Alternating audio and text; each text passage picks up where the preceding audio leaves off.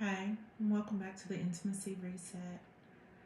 So, today I want to start with something that might change how you think about every difficult relationship in your life. There's a misconception about boundaries that I need to clear up.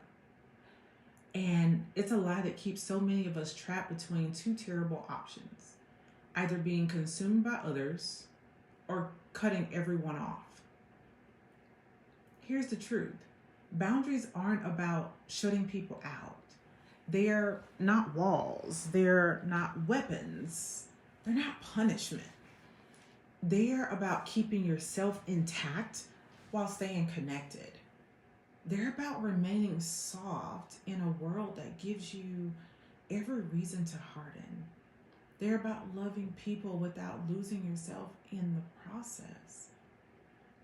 And during the holidays, when family dynamics intensify, when old patterns resurface, when you're sharing space with people who knew you before you knew yourself, this can become especially important.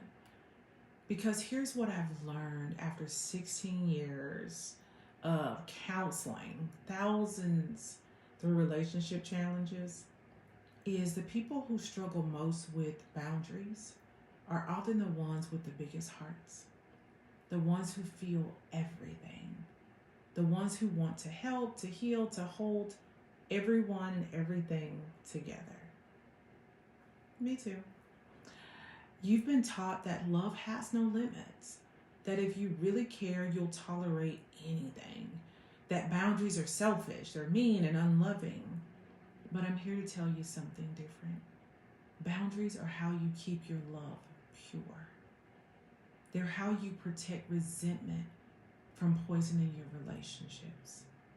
They're how you stay available for real connection instead of drowning in obligation. This isn't about becoming cold. It's about staying warm without getting burned. And so let's talk about why boundaries can feel so difficult. Even sometimes they feel like betrayal to some of us. Like, why even thinking about our limits makes your chest tighten, your guilt surge? Many of us were taught, directly or indirectly, through words or modeling, that love meant tolerance. Tolerance without limits. Family puts up with each other. Love bears all things. You don't give up on people. The message: if you have boundaries, you don't really love them. And so what do? You stay quiet to keep the peace. You don't rock the boat. Don't upset mom. Don't set dad off. Keep the holidays smooth. Your voice, your needs, your truth, all sacrificed on the altar of false peace. And prioritizing others' comfort over your own safety. Their feelings matter more. Their needs come first. Their comfort is your responsibility. You learn to scan every room for everyone else's emotional state while completely abandoning your own and minimizing your own needs until they disappear. Don't be difficult. Don't be too much. Don't be selfish. You learn to shrink, to need less, to require nothing, to exist on crumbs and call it a feast. Some of you learned that love meant absorbing other people's emotions. If mom was anxious, everyone had to be anxious. If dad was angry, everybody walked on eggshells. You became an emotional sponge, soaking up whatever was in the room, unable to differentiate between their feelings and yours. And some of you learned that saying no meant you were bad or ungrateful or difficult, not enough. So you say yes to everything, every request, every demand, every expectation, until you didn't even know what no felt like in your mouth. And now when you try to set a boundary, even a small one, even a reasonable one, Guilt shows up like a tsunami, and shame whispers that you're being mean. Fear says they'll leave, and your nervous system is screaming danger because it's unfamiliar territory. You feel like you're betraying everything you were taught about love, like you're failing at being a good person, like you're becoming someone cold, uncaring, selfish. But that guilt doesn't mean you're wrong. It means you're doing something new. It means you're breaking a pattern that maybe goes back generations. It means you're choosing something your family system never taught you was possible. Loving others and yourself at the same time. That guilt is not your conscience, it's your conditioning. And conditioning can be updated. Now, I need to make an important distinction because some of you might have tried to protect yourselves before, but you did it through bitterness, not boundaries. And they're not the same thing. Here's the difference. Bitterness hardens you. It builds walls of ice around your heart. And it says, I won't feel again. I won't trust again. I won't try again. Bitterness is a boundary that went septic. Protection that turned into poison. Boundaries, they soften you. They protect your capacity to love. They preserve your tenderness. And they say, I want to stay open safely. I want to keep loving safely. I want to remain connected safely. Bitterness says, I'm never talking to them again. Boundaries say, I'll talk to them about these topics, but not those. Bitterness says, I don't care anymore. Boundaries say, I care, and that's why I need limits. Bitterness will say, they're dead to me. And boundaries say, I can love them from a distance because that keeps me safe. Bitterness says, forget about the holidays and everyone in them. Boundaries say, I'll participate in the ways that work for me. Boundaries exist so resentment doesn't have to. Let me say that again because it's revolutionary. Boundaries exist so resentment doesn't have to build. They're the release valve that keeps relationships from exploding. They're the guardrails that keep love from diving off a cliff. When you don't have boundaries, resentment becomes inevitable. Every violation you tolerate becomes a brick in a wall between you and them. Every time you abandon yourself for their comfort, a little more love dies. Personal, but professional.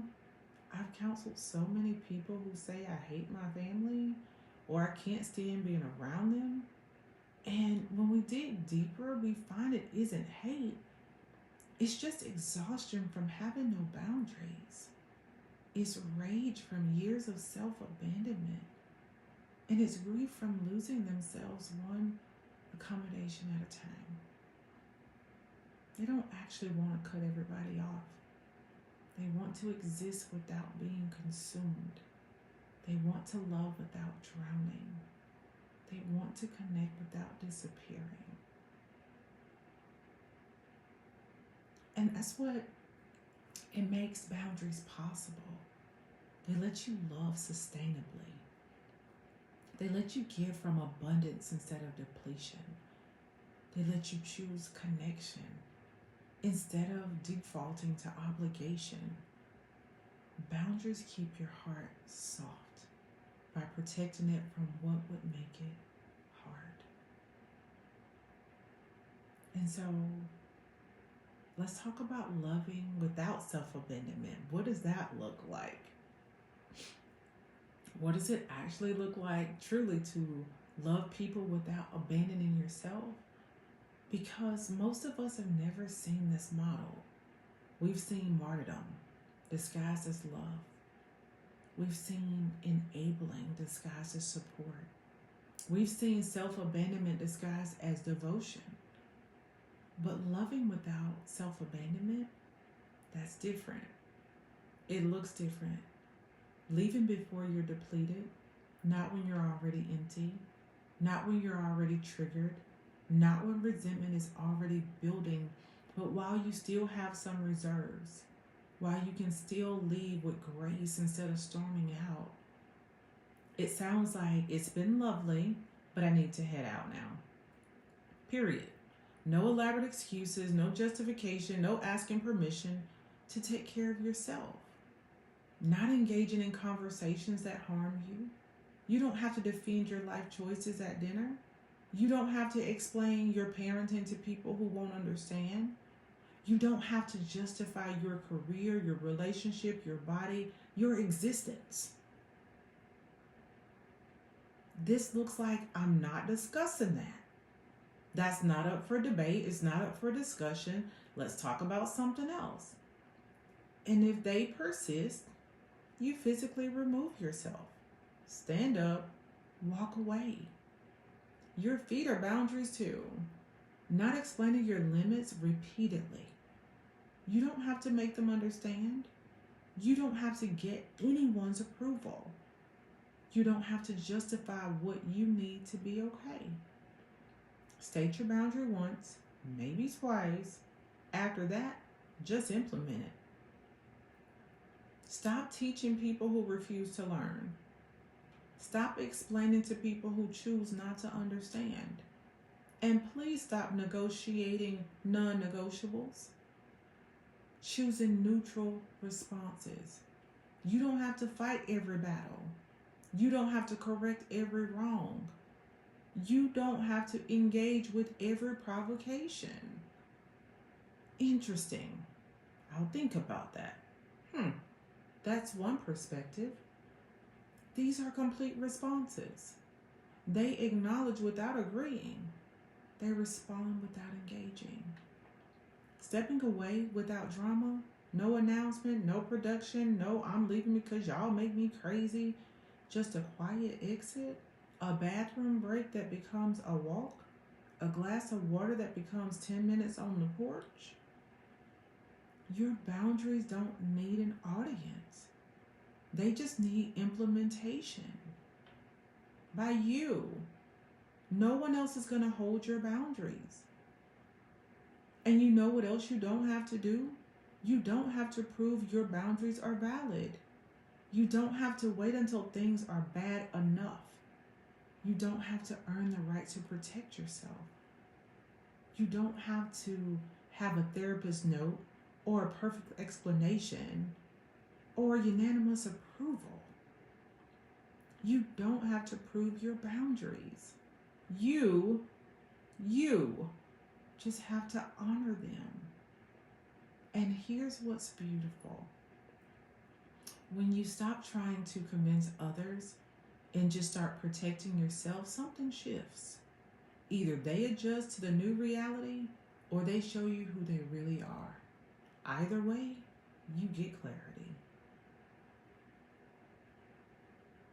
Now, let me give you some actual scripts, because knowing you need boundaries and knowing how to set them are different things. And these are field tested. They work. Time boundaries. I'll come for 2 hours. Not I'll try to stay longer, or we'll see. Clear commitment, clear limit. I can visit on Saturday but not Sunday. You don't need both days to count as loving. I need to leave by 7. And then at 6:45 you start goodbye. The goodbye process. They're conversation boundaries. I'm not discussing politics, religion, my weight, my love life. Full stop. Asked and answered. When they bring it up again, this isn't a good topic for me. You don't owe them an explanation of your trauma. Let's keep things light today. You're allowed to want ease. You are. Physical boundaries. I'm not a hugger. Your body, your choice, every time. I need some air. Translation, I need space from you all. I'm going to rest for a bit. Bedrooms can be sanctuaries. They are, most times. I'm taking a walk. Alone. Emphasis on alone. The emotional boundaries.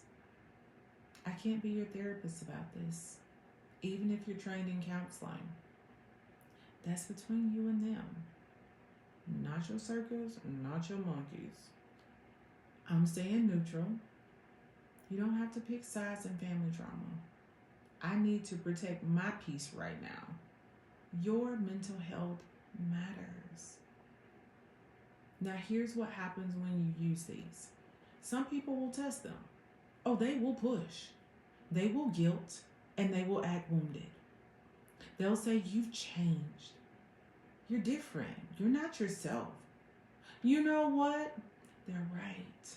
You have changed. You are different. You're becoming someone who doesn't abandon themselves for others' comfort. And that's supposed to feel different. Boundaries don't need to be loud. They don't need to be aggressive. They don't need to be defended or debated. They just need to be consistent. Like water wearing down rock. Quiet, persistent, and inevitable. So, there are times when love is still complicated. And so I'm going to speak to those things because I know some of you are thinking, but I still love them. Despite everything, I still care.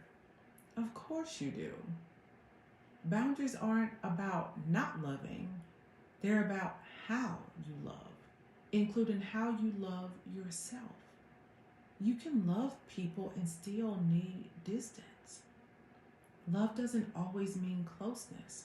Sometimes love means releasing people to be who they are, over there, away from you. Sometimes love means honoring what you had while accepting what you can't have. You can care deeply and still say no. Caring doesn't mean carrying. It doesn't mean fixing. It doesn't mean sacrificing your well-being on the altar of their needs. You care can be genuine and still have limits. You can wish them well and still protect yourself from them. You can pray for them, think fondly of them, hope for their happiness from behind healthy boundaries. Some of you are grieving the closeness you wanted, but you can't safely have. The parent you can only handle in small doses. The sibling you love but can't trust. The family you care about, but you can't be yourself around them. That grief is real also. That loss is valid. And you're allowed to mourn the relationship you needed while protecting yourself from the relationship you have. And you can protect your heart without closing it. Now, this is advanced work. Staying soft inside of boundaries. Keeping your heart open to the right connections while closing the door to what harms you. Being selective, not shut down. Being wise, not just wounded. Love that costs you your well-being isn't sustainable. Love that requires you to betray yourself isn't love. It's a transaction. Love that demands you shrink isn't love. It's control. If you're navigating relationships this season, and every one of you is, I want you to remember, your boundaries are not mean. They're medicine. They're not walls, they're wisdom. They're not rejection, they're respect. For yourself and for the truth of what the relationship can sustainably hold. Every boundary you set is a promise to yourself. I will not abandon you for anyone's comfort. I will not sacrifice you for false peace. I will not pretend you don't matter. And protecting your heart isn't selfish. It's how you stay available for the right kind of connection. It's how you preserve your capacity for real love. It's how you keep your tenderness alive in a world that would callous it. The people who truly love you will respect your boundaries, even if they don't understand them. The people who are meant to be in your life, like, they'll adjust to your needs, not just demand you adjust to theirs. The relationships worth having are the ones that have room for all of you, including your limits. You are allowed to love people from a distance if that keeps you safe. You're allowed to care with conditions that protect your peace. You're allowed to connect in ways that don't cost you yourself. That's not broken love. That's mature love. That's love that will sustain you. That's the only kind of love that will actually last. And that brings us to something many people experience but rarely say out loud, something that might seem contradictory after talking about boundaries, but actually isn't. So what about loneliness? Not the loneliness of being alone. Many of you have mastered that. I'm talking about the loneliness of being surrounded by people who don't see you. The loneliness of sitting at a full table feeling empty. The loneliness of being in your family but not feeling like you belong there. The kind of loneliness that makes you question if something's wrong with you. If you're too different, too difficult, too much, not enough. We'll talk about that next. That particular ache, I don't know if there's a worse feeling than being in a room full of people and feeling alone. And more importantly, what to do with that loneliness so it doesn't convince you that you're the problem. Because sometimes the loneliest pace isn't solitude. It's being with people who make you feel like you have to hide who you really are. Until then, remember, your boundaries aren't building walls. They're building a life of safety and worthiness, one where you can love and be loved without losing yourself in the process. And you deserve that. Blessings to you. Until next time.